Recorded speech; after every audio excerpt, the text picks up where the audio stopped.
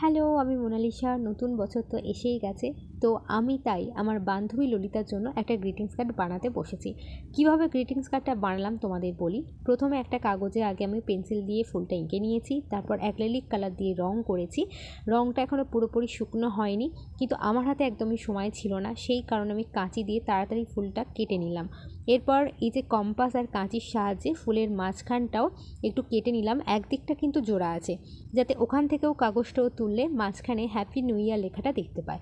ফুলের পাপড়িগুলোতে এক একটা মেসেজ ওর জন্য লিখে দিয়েছি। আর তারপরে আমি স্ট্যাবলার দিয়ে একদিকটা স্ট্যাবল করে নিলাম। এই যে গ্রিটিংস কার্ডটা প্রায় আমার রেডি হয়ে গেছে। আর কার্ডের পিছনে হ্যাপি নিউ ইয়ার 2025 লিখে দিয়েছি। কেমন হয়েছে গ্রিটিংস কার্ডটা কমেন্ট করে জানিও। আর এই যে কালার জেল পেনগুলো দিয়ে আমি ফুলের ওপরটা একটু বর্ডার করে দিলাম, যাতে আর একটু সুন্দর আর চকচকে লাগে। সবাইকে হ্যাপি নিউ ইয়ার, নতুন বছর খুব খুব ভালো কাটুক তোমাদের।